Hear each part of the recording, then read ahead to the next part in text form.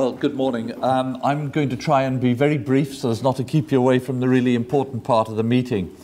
But I just want to say how fantastic it is for me to be here and to see so many of you engaged in the 10th year now, I think it is, of the Technology Ventures Conference, and particularly of its parent society, the Cambridge University Tech. Now, from where I sit, and maybe I ought to start by just explaining a little of this 17-year perspective. When I was at the Medical Research Council, we did a piece of research. And that's to ask the question, what is the benefit that accrues out of public investment in research? Now, at that time, I was choosing particularly biomedical research. And we did something quite unusual. We didn't ask the academics or others to assess their own value, but asked the RAND Corporation to assess value by Treasury rules. And if this message gets through to the Chancellor today, then so much the better with CSR looming. There were 4 findings. They studied cardiovascular research, which we knew had had a huge impact because of the falling rate of cardiovascular deaths. And we wanted to compare it with investment in neurosciences research, which we knew was very heavy, but actually no new drugs and no new interventions had appeared over that 20-year period. The results of all of the public investment, charities and government, were really quite staggering. The first result was that for every £1 of public money invested in research, there was a 40p in the pound return annually and by Treasury rules in perpetuity to the government. Or, translating that into Chancellor speak, that means nothing you invest in for the United Kingdom is going to give you that net level of return by the very rules you set in Treasury. The second was the idea that private investment does not follow public investment. Not true. For every £1 of public money invested in those sectors, the private sector put in between £2.19 and £5.17. The third element was that all of this could be written off because this was health-related research and people just lived are living longer, so that we're actually estimating real benefits by longevity. Only 9% of that benefit could be attributed to increased longevity.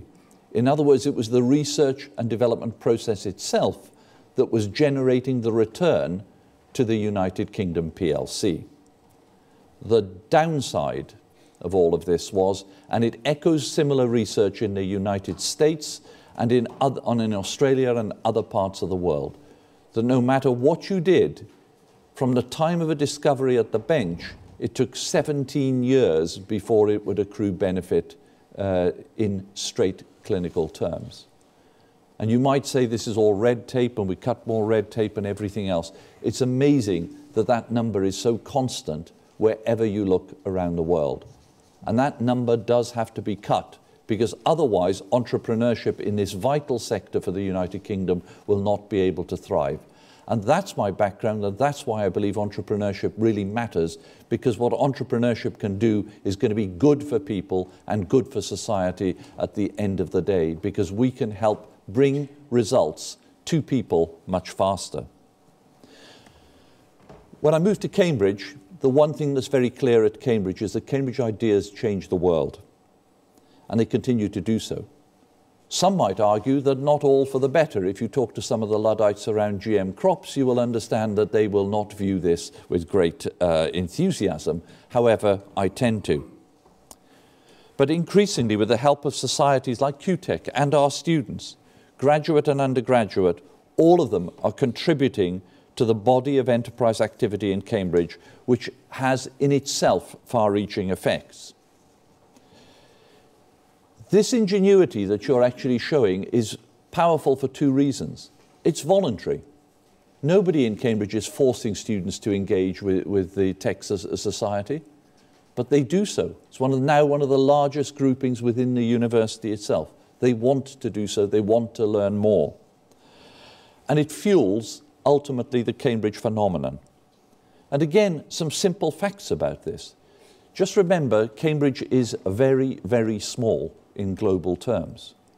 We're what, a city of about 110,000 people. The surrounding area, 650,000 people, 1% of the population of the United Kingdom.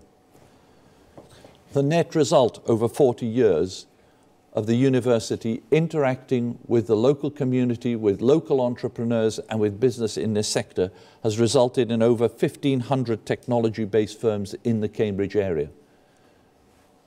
It employs and has employed 54,000 people on top of that population of 650,000. Outside Silicon Valley, there is no other enterprise which has been as successful, and it is rated as Europe's top centre of growth for the EU as a whole. And it's why you can walk the streets of Cambridge and you don't feel the same level of recession as you do elsewhere in the United Kingdom. That is the success story. And it continues to generate over 12 billion sterling in research activity. So if anyone's recording this, send a recording of it to the Chancellor. Let me be clear. Universities are about much more than just that economic growth. Our research and teaching staff will enhance the lives of the world's citizens through many diverse and wonderful means. But contributing to growth is a key responsibility of universities in these times, and frankly, it's a role that I think we fulfill as a university better than any university in Europe. And technology transfer is not something that's an also-ran, something that we do when we can't think of anything else to do as an optional extra for Cambridge. It is a key part of our research strategy and a key part of the strategy for the university in the future. But it comes with a big but. Without continued attention to fundamental research, the world-changing discoveries will simply not happen. Industry needs that awful word, paradigm-shifting discoveries, as those areas on which to build. And it is the responsibility of the university and its academic staff and students to begin to deliver those.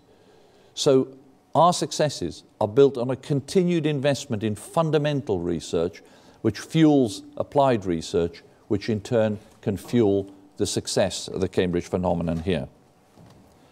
And it's that fundamental research which will always result in the most disruptive innovations, and they can then originate, and it has to be coupled with our capacity to work with the local sectors to make sure that we give freedom to academics to follow their noses, and those who wish to follow it in an entrepreneurial way, that we positively encourage them to do so.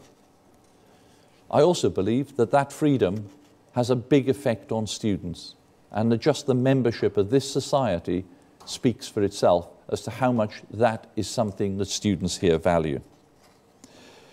So your program today is a fantastic one. I'm only sorry that I'll be able to join you only for the first part of the session. The rest of the day, I'm afraid I'm taken up with more prosaic matters within the university. But I really want to congratulate you on assembling such great speakers. I want to thank on your behalf all of the sponsors who are making today possible. Thank you for your continued interest and investment.